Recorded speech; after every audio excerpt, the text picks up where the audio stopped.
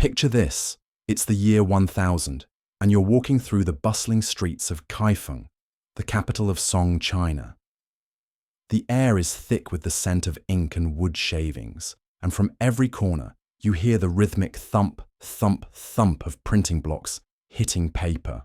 What you're witnessing is nothing short of a revolution, one that would change the world forever. But here's the thing. Most people don't realize. This wasn't some fancy mechanical process with gears and steam.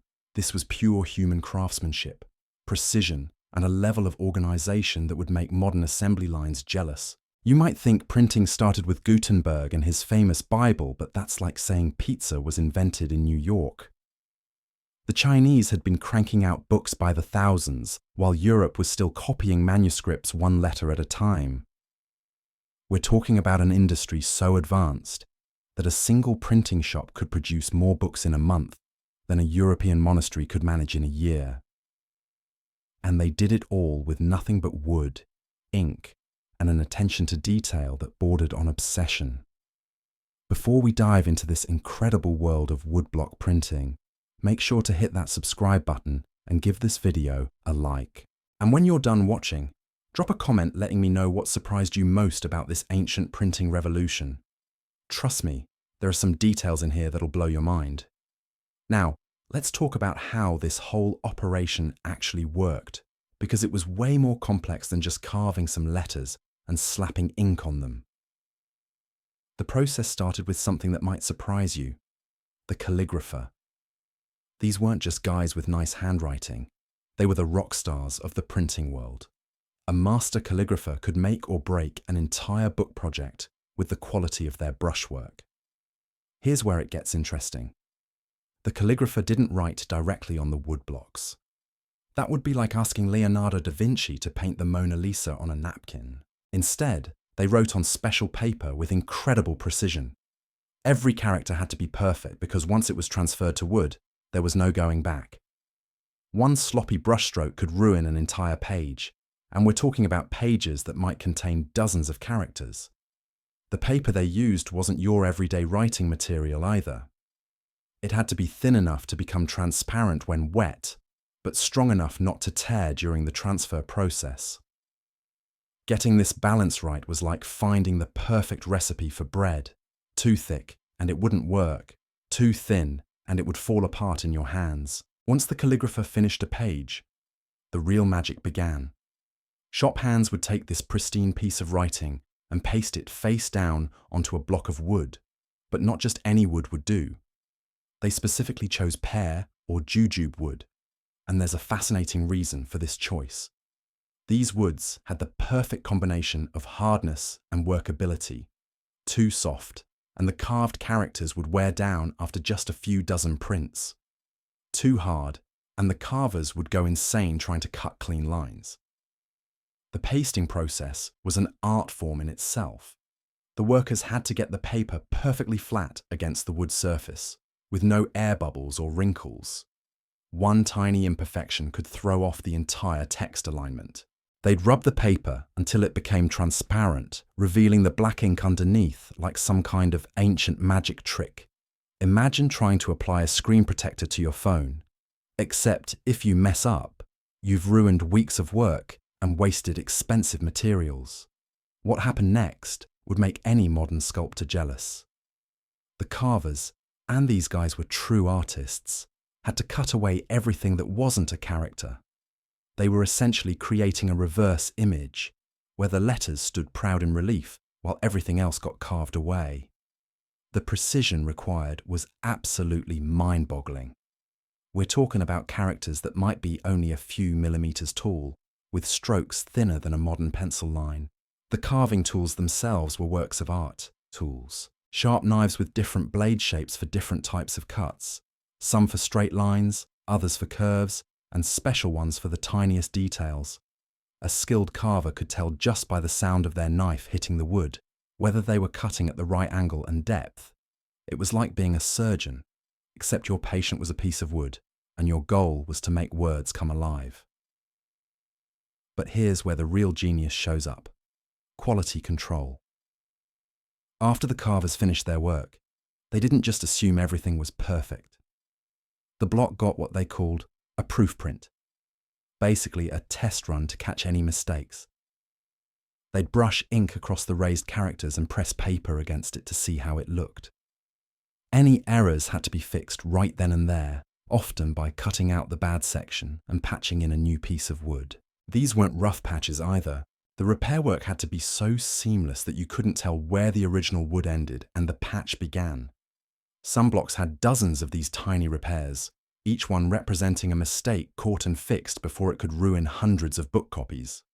The attention to detail was so intense that workers would use magnifying glasses made from polished crystals to spot the tiniest flaws.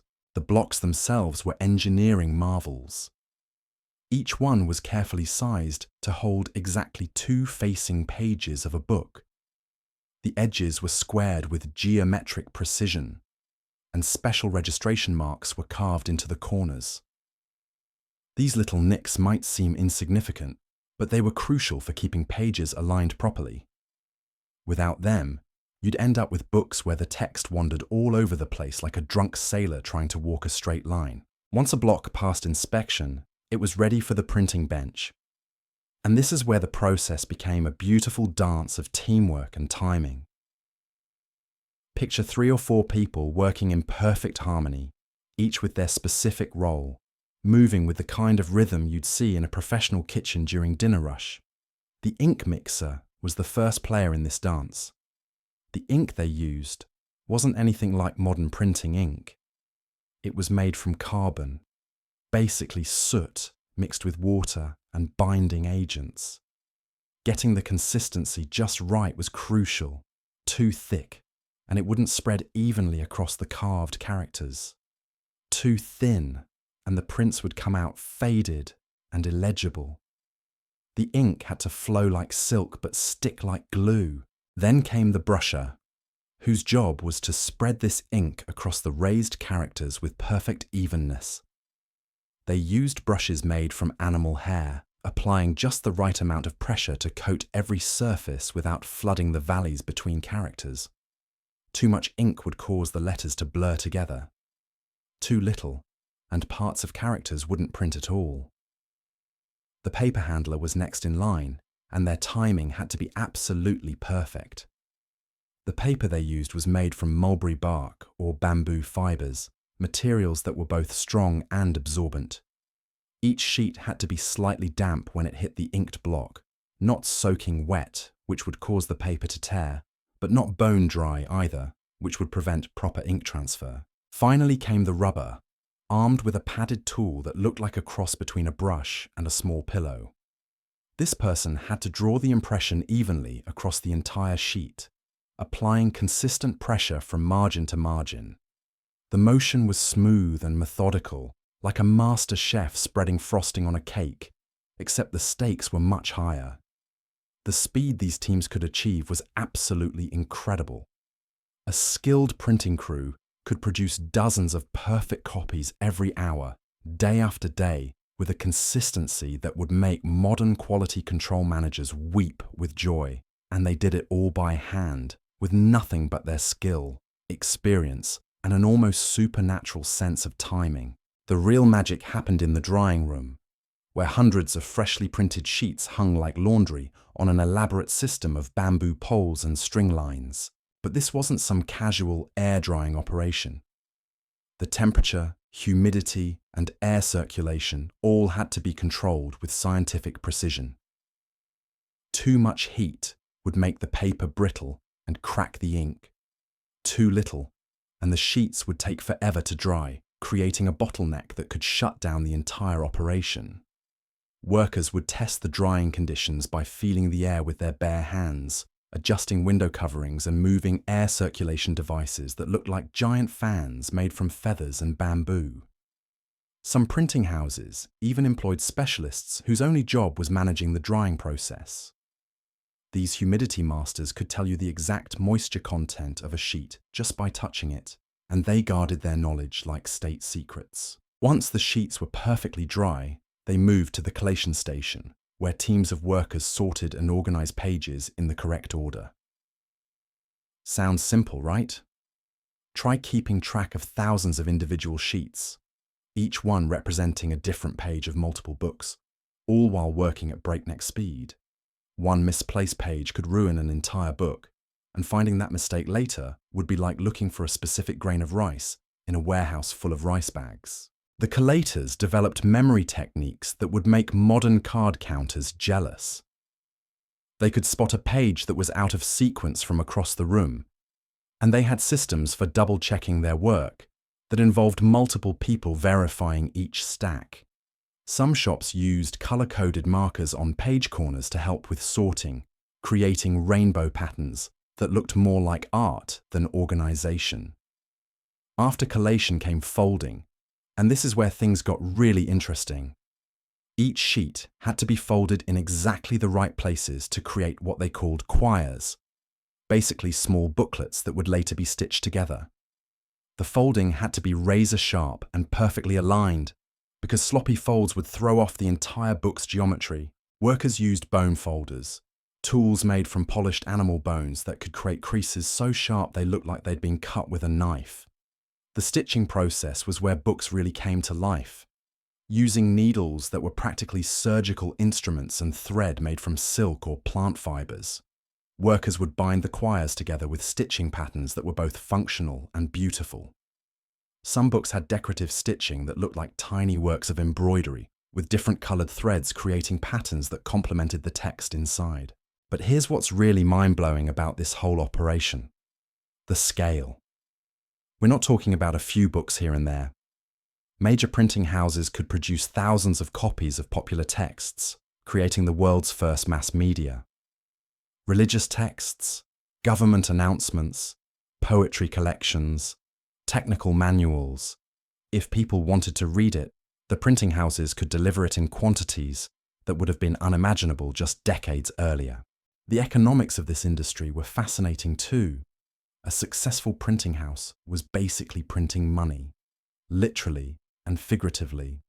Popular books could generate massive profits, but the initial investment was enormous. Setting up a printing operation required skilled workers, expensive materials, and months of preparation before you'd see your first copper coin in return. The wood blocks themselves became valuable assets.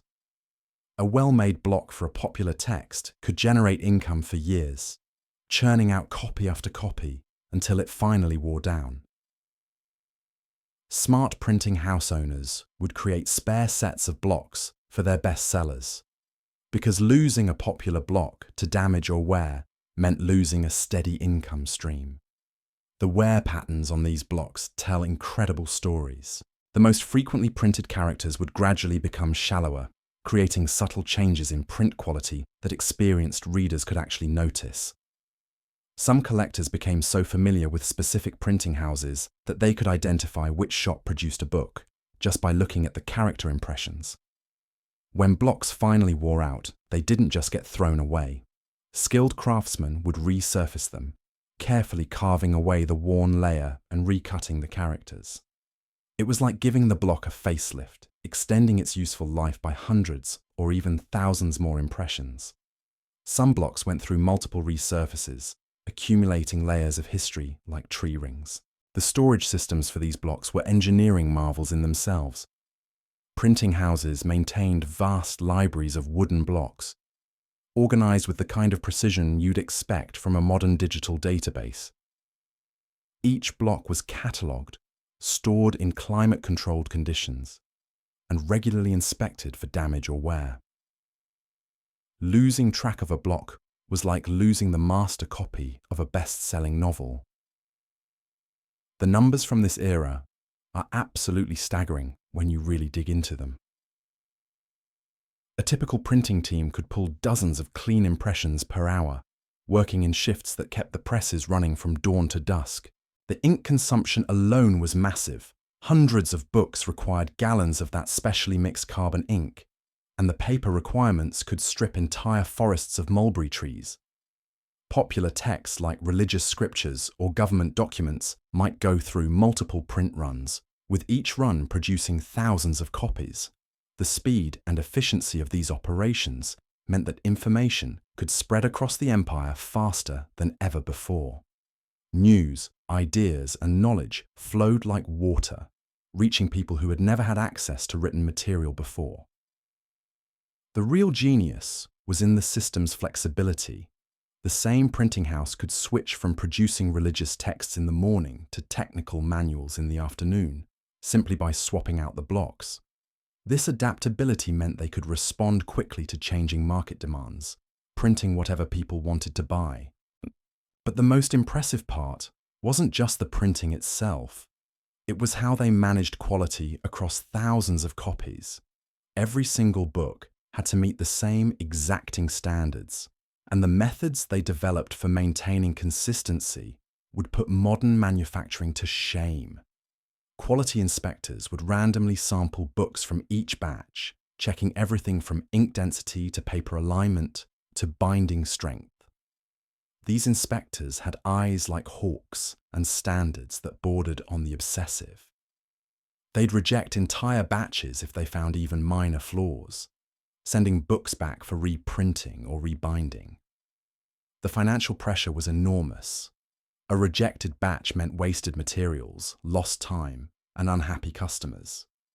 But reputation was everything in the printing business, and shops that cut corners didn't last long. The inspection process itself was fascinating to watch. Inspectors would flip through books at lightning speed, their trained eyes catching imperfections that ordinary people would never notice. A character that was slightly too light, a page that was fractionally misaligned, a binding stitch that was looser than the others. Nothing escaped their attention. Some shops employed inspectors who specialized in different aspects of quality, creating teams of experts who could spot specific types of problems. Temperature and humidity played bigger roles than you might expect. The printing houses had to maintain precise environmental conditions year-round because changes in moisture could cause wooden blocks to swell or shrink, throwing off all the careful measurements. In summer, they'd use elaborate ventilation systems to keep the air cool and dry. In winter, they'd control heating to prevent rapid temperature changes that could crack the blocks or warp the paper. Some printing masters became so sensitive to environmental conditions that they could predict weather changes just by how their blocks were behaving. A slight expansion in the wood might signal incoming rain, while unusual shrinkage could mean a dry spell was coming. These human barometers would adjust their printing schedules accordingly, rushing to finish jobs before humidity changes could affect quality. The apprenticeship system in these printing houses was incredibly sophisticated. New workers didn't just jump into the process. They spent months or even years learning each step with obsessive attention to detail. An apprentice might spend 6 months just learning how to mix ink properly, testing different ratios and consistency levels until they could create perfect batches blindfolded. The hierarchy was strict but fair. Master craftsmen earned their positions through years of proven excellence, and their knowledge was treated like precious treasure. They'd guard trade secrets jealously, passing them down only to their most trusted apprentices. Some techniques were so specialized that only a handful of people in the entire empire knew how to perform them correctly. The social impact of all this printing activity was absolutely revolutionary. Books that had once been available only to the wealthy elite suddenly became affordable for merchants, scholars, and even some skilled workers. Literacy rates began climbing as more people had access to reading materials, creating a cascade effect that transformed entire communities. Educational texts became particularly important. Math books, history collections, and technical manuals spread knowledge that had previously been locked away in palace libraries or monastery collections. A farmer could now own a book about agricultural techniques, while a merchant could study accounting methods that had once been family secrets passed down through generations. The printing houses also became centers of intellectual activity. Writers, scholars, and artists would gather to discuss new projects, share ideas, and collaborate on publications. These weren't just commercial enterprises. They were cultural hubs where the brightest minds of the empire came together to push the boundaries of human knowledge. But perhaps the most remarkable achievement was the standardization of written Chinese itself. With thousands of books being produced, the printing houses had to agree on standard character forms and sizes. This process helped unify written communication across the vast empire, making it possible for someone in the far north to read a book printed in the southern provinces without confusion. The competition between printing houses drove incredible innovation. Shops would try to outdo each other with faster production times, better quality, or more attractive book designs.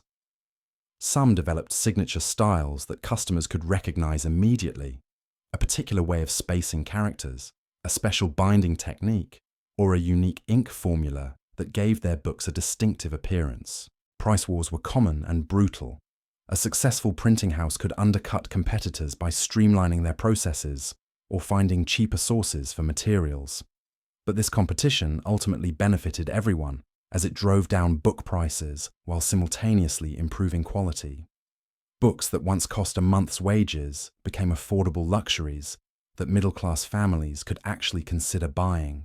The logistics of distribution were mind-boggling. Finished books had to be packaged, shipped, and delivered across distances that could span thousands of miles. Printing houses developed networks of distributors, book dealers, and traveling merchants who would carry their products to remote markets. Some books would change hands a dozen times before reaching their final readers. The packaging alone required serious engineering. Books had to survive weeks of travel on bumpy roads, through rain and dust, packed alongside other cargo that might include everything from pottery to livestock. Printing houses developed waterproof wrapping techniques and protective containers that could keep books safe during the longest journeys. Regional preferences added another layer of complexity. What sold well in the capital might flop completely in rural areas, while provincial markets might have strong demand for texts that city dwellers ignored completely. Successful printing houses had to understand these regional differences and adjust their production accordingly. The seasonal patterns were equally important. Certain types of books sold better during specific times of year: religious texts around major festivals, agricultural manuals during planting seasons, and entertainment books during long winter months. Smart printers would time their production runs to match these cycles, building up inventory in advance of peak demand periods. Storage became a major challenge as the industry grew. Printing houses needed massive warehouses to hold finished books, raw materials, and spare blocks. These weren't simple storage sheds either. They required climate control, security systems, and organization methods that could track thousands of different items. Some of the larger operations looked more like small cities than individual businesses. The financial complexity was staggering.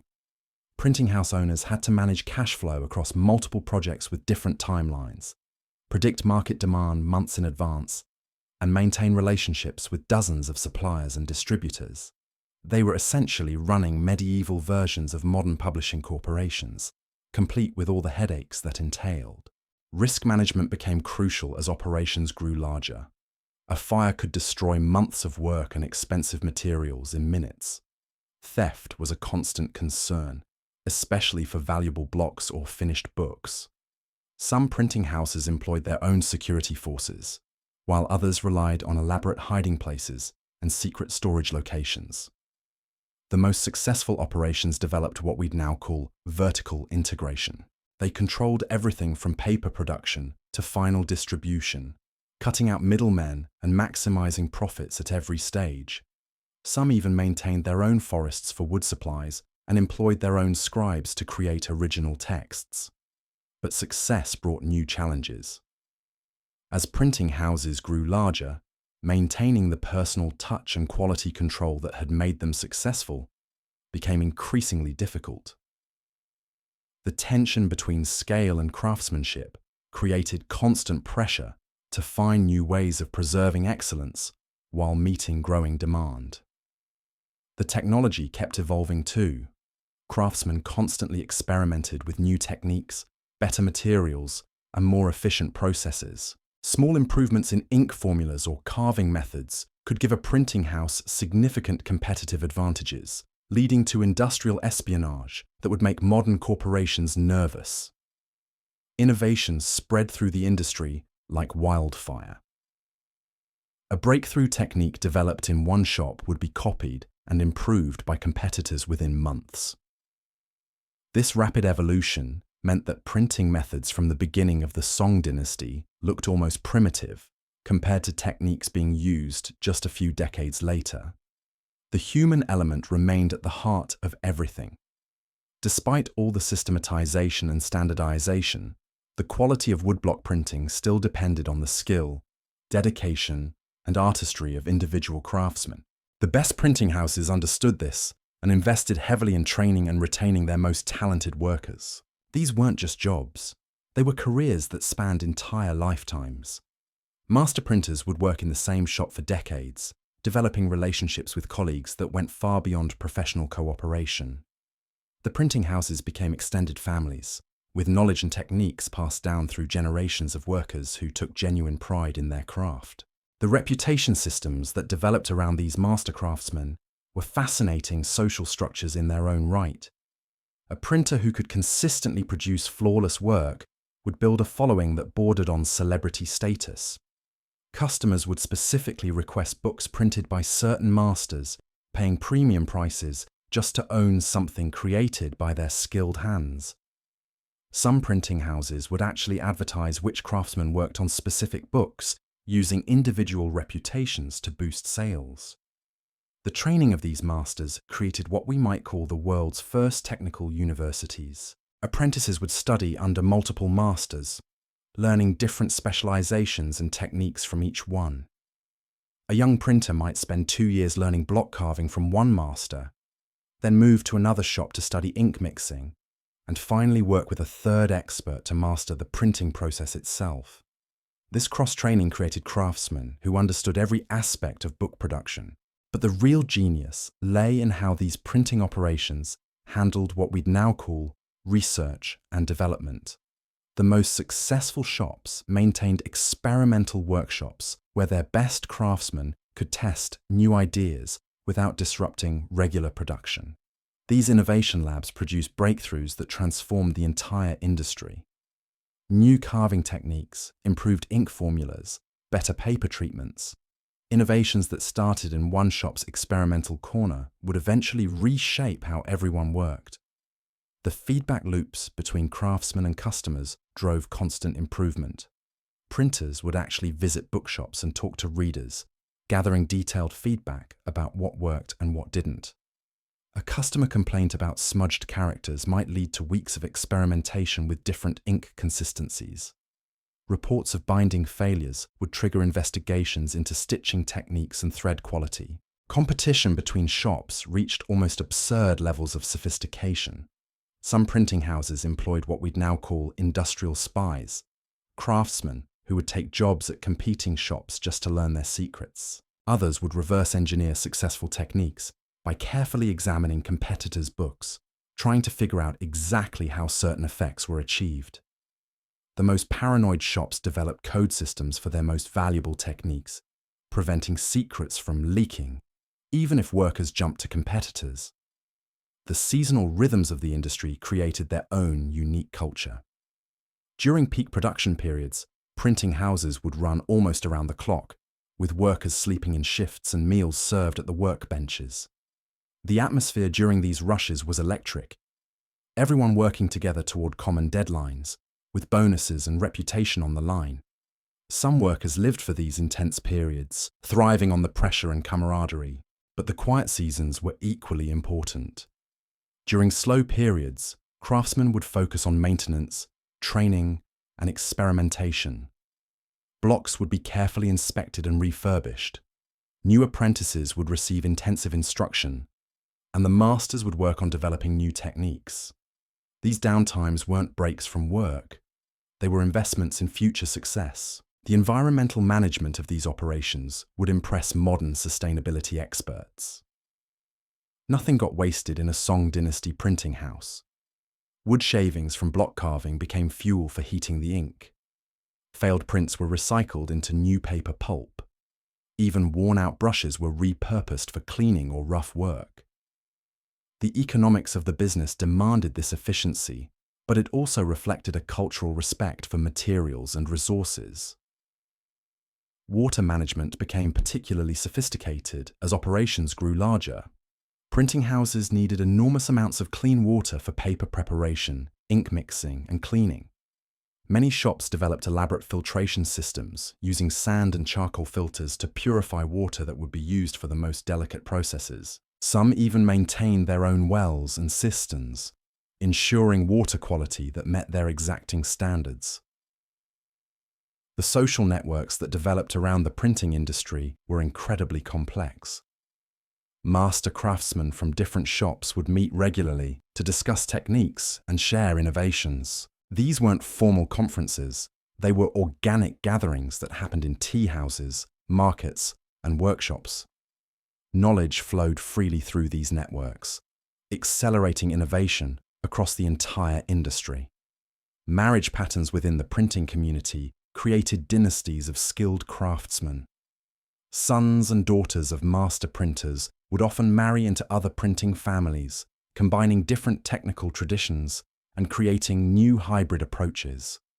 Some printing houses became family enterprises that lasted for generations, with techniques and business relationships passed down like precious heirlooms. The record-keeping systems these operations developed were remarkably sophisticated. Every block was catalogued with detailed information about its creation date, the craftsman who carved it, the number of impressions it had produced, and its current condition. Some printing houses maintained logs that tracked individual blocks for decades, creating historical records that modern archivists would envy. Quality metrics became increasingly precise as the industry matured. Printers developed standardized tests for everything from ink coverage to paper strength. They would randomly sample books from each production run, measuring character sharpness, color consistency, and binding durability. These quality control systems were so thorough that customers could buy books with confidence, knowing they were getting products that met rigorous standards. The economic ripple effects of this printing revolution extended far beyond the shops themselves. Entire supply chains developed to support the industry. Specialized paper makers focused exclusively on producing sheets for printing houses. Professional ink suppliers created custom formulations for different types of books. Even the tool makers who crafted carving knives and brushes became specialized artisans with their own reputations and customer bases. The cultural impact was equally profound. As books became more affordable and available, literacy rates climbed dramatically. But this wasn't just about more people learning to read. It was about changing how entire communities thought about knowledge and information. Ideas that had once been the exclusive property of elites suddenly became part of public discourse. The printing houses themselves became cultural institutions, hosting readings, discussions, and informal educational gatherings. Scholars would visit to examine new publications, writers would come to discuss potential projects, and ordinary citizens would browse through books they could never have afforded before. These weren't just commercial spaces, they were community centers where intellectual life flourished. The next time you pick up a book, remember those craftsmen working by candlelight in Song Dynasty workshops, their hands stained with carbon ink, their eyes strained from carving characters smaller than your fingernail. They created something that would outlast empires and reshape human civilization. Through woodblocks and ink, they gave the world its first taste of mass communication, proving that sometimes the most revolutionary technologies come not from complex machines, but from human skill, patience, and an obsessive dedication to getting every single detail absolutely perfect.